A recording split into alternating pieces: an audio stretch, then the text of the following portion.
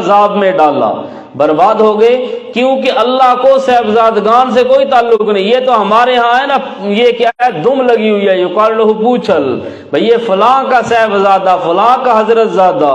جتنی بربادی دین کی صاحبزادگان نے کی ہے نا بروزن، اتنی کسی نے نہیں کی۔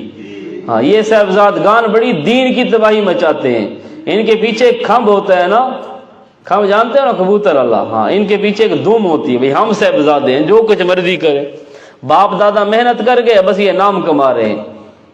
یہ سارے صاحبزادگان جو ان کے بڑے تھے نا، وہ بڑے مجاہد لوگ تھے۔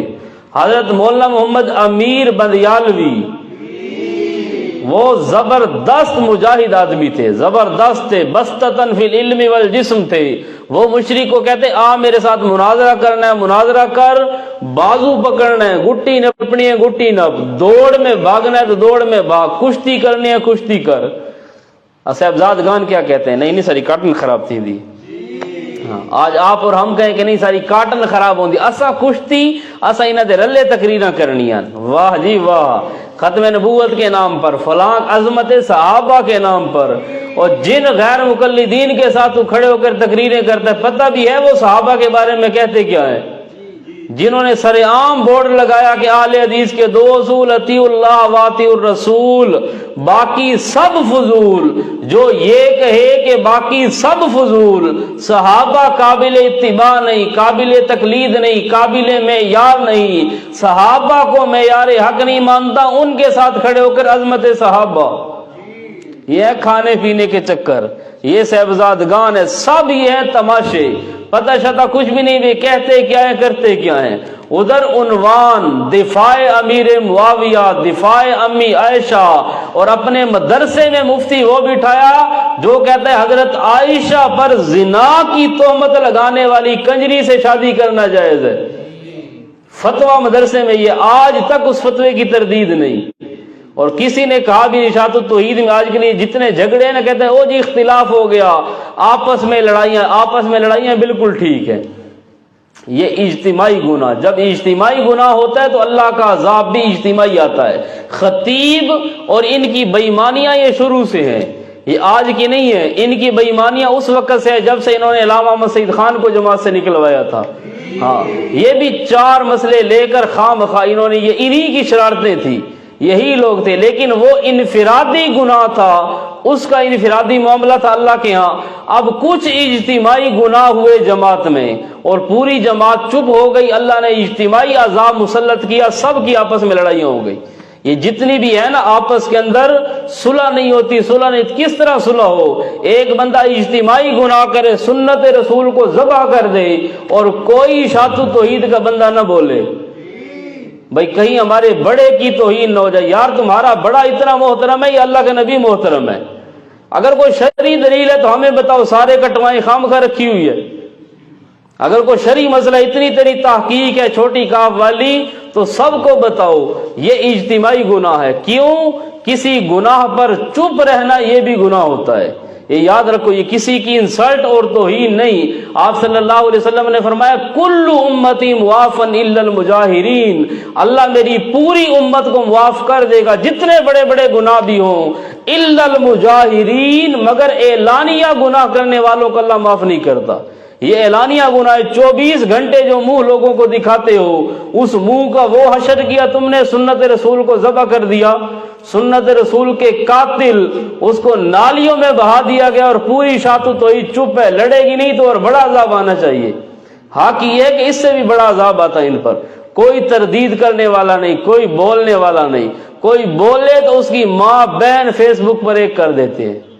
ہاں، جو ہوتے ہیں نا خالص محب، بردار بھی نہیں بلکہ کیا ہے، لوڈ کرنے والے پیچھے، وہ پھر کیا ہے، گالیاں دیتے ہیں، یوں کر دیا وہ کر دیا۔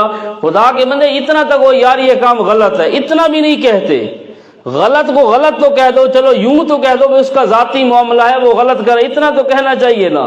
کہتا نہیں ٹھیک ہے، ہاں ٹھیک ہے، تو پھر تمہارا منہ بھی انشاءاللہ ٹھیک ہوگا۔ اور اب یہ فتویٰ آیا ضیاء العلوم سے، آج تک کسی نے اس کی تردید نہیں کی ہے تردید۔ اب جو تمہاری ماں کے بارے میں ایسا لفظ بولے اس کے ساتھ نکاح کرو گے؟ تمہاری بہن کے بارے میں کوئی بندہ کہے کہ وہ زانیہ ہے، اس کے ساتھ نکاح نہیں، جو ساری مومنوں کی ماں کو زانیہ کے اس سے نکاح کر لو۔ یہ اشاعت التوحید کے مدرسے سے فتویٰ ہے۔ اور پھر کہتے ہیں ہم وکیل صاحبہ، کس چیز کے وکیل ہو تم؟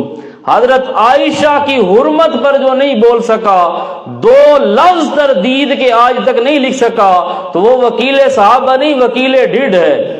ہاں یہ پکی بات ہے، یہ پیٹ کی وکالت ہے، صحابہ کی وکالت کہاں گئی؟ تیرے مدرسے میں صحابہ کی عزت تار تار کی گئی اور تیری غیرت نہیں جاگی۔ باہر جا کر 30,000 روپے کے لیے غیرت جاگتی ہے، میں وکیل صحابہ، واہ! تو اس لیے یہ وکیل صحابہ بابا کوئی نہیں، یہ ساری کے ساری گپ شپ ہے، کھانے پینے کے چکر ہیں، ورنہ کھول کر ان کو کہو کہ اس فتوے کی تردید کرے۔ اگر یہ فتویٰ ٹھیک ہے تو تیرا یہ لقب غلط ہے، اگر لقب ٹھیک ہے تو اس فتوے کی تردید تو کرے نا۔ اور سوال کرنے والے نے چیز پوچھی نہیں، مفتی صاحب کی عقل پر بھی ماتم کرنا چاہیے، عقل پر ماتم۔ ایک بندہ پوچھتا اگر سوال میں حضرت عائشہ کے بارے میں یوں کہے فلاں کہے، اس نے پوچھا کہ شیعہ کے ساتھ نکاح ہو سکتے ہے کہ نہیں، اور تو جواب دے وہ شیعہ کے ساتھ ہو سکتا ہے، میرے نزدیک اہل کتاب ہے، اہل کتاب کے حکم میں ہے، جو بھی جواب دے۔ اب سوال میں وضاحت نہیں، جواب والا خود وضاحت کرتا ہے، اپنے اندر کی رافضیت کو جگاتا ہے۔ سوال میں کوئی نہیں، وہ کہتے ہیں ہاں جو حضرت عائشہ پر تہمت کا قائل ہو، اور حضرت جبرائیل علیہ السلام بھول گئے، قرآن لے کر تو حضرت علی کی طرف آنا تھا، لے کر نبی کی طرف آ گئے۔ جو آدمی تحریف قرآن کا قائل ہو کہ یہ قرآن اصلی نہیں، حضرت عائشہ کو زانیہ کہتا ہو، فلاں کہتا ہو، اس عورت سے نکاح کر لو۔ اللہ کرے تین یہ جی 2-4 ملے نا، ہاں اپنے لیے کر، وکیل صحابہ کے لیے بھی کر، شاید اس سے کوئی اولاد پیدا ہو جائے۔ بے شرم لوگ، صحابہ کی غیرت شہرت کو نہیں، صرف نام کے چکر ہیں، نام کے۔ اور ایسوں کے ساتھ میرا خیال میں صلح نہیں ہونی چاہیے۔ ہاں ہمارے جو اکابر گئے بھی ہیں، ان سے یہ خطا اجتہادی ہوئی ہے، ہم اس کو خطا اجتہادی کہتے ہیں، وہ بیچارے بھول گئے، ورنہ پہلے جب تک اس فتوے کی تردید نہ ہو، ایسے لوگوں کے ساتھ کم از کم مسلمانوں کی صلح نہیں ہو سکتی۔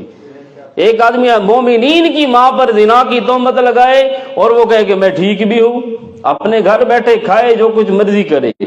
بہرحال قیامت کے دن ہم ان سے پکڑیں گے، پوچھیں گے ان سے بھی کیا فتوے دیے تھے، ان کی تردید شردید بھی کوئی نہیں کی۔